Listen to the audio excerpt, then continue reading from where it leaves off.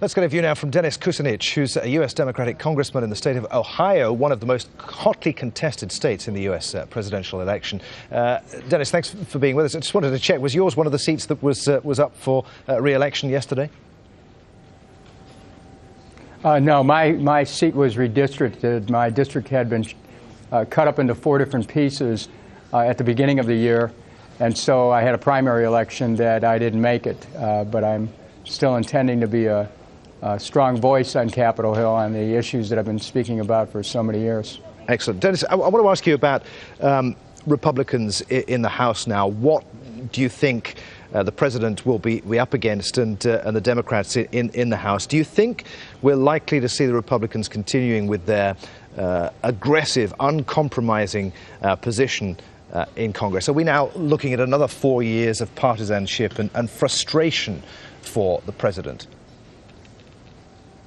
I think, first of all, the thing to watch for is there have been signals out of the White House early on that they may be ready to make some concessions on issues like Social Security.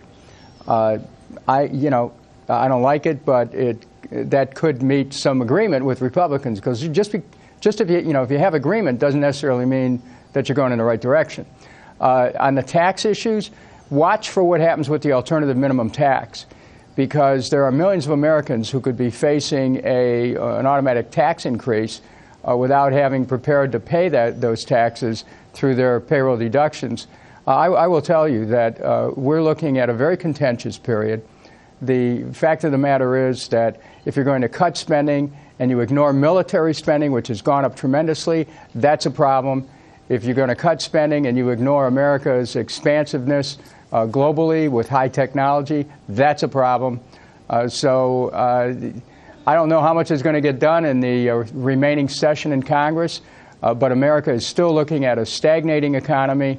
We have problems here at home we have to resolve, and we're becoming less able to impact events around the world. You sound pretty pessimistic.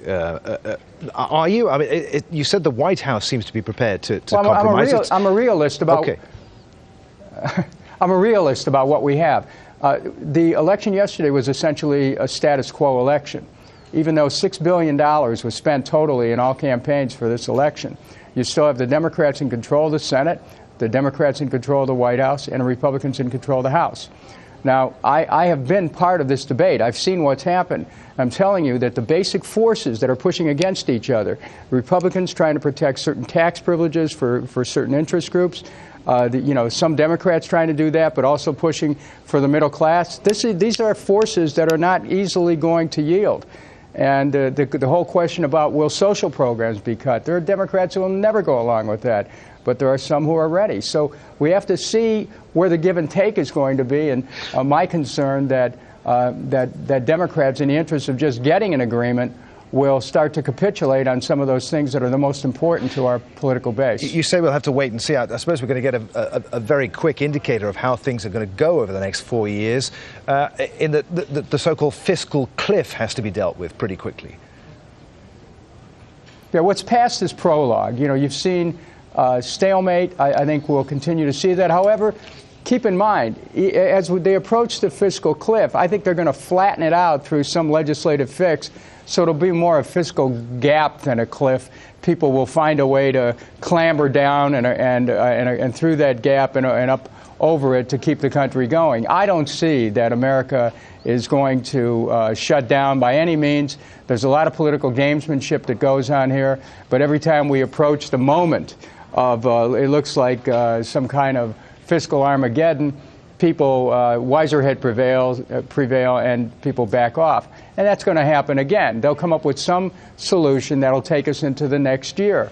But sooner or later, we've got to come to a realization that we can't keep spending money on war, we can't keep having a $600 billion trade deficit, and we can't keep giving tax breaks to the wealthiest Americans without finding a way to prime the pump of our economy and create new jobs and wealth for everyone. Okay. Dennis Kucinich, many thanks indeed for being with us on Al Jazeera. Good to talk to you, sir. Well, I appreciate it. Thank you very much.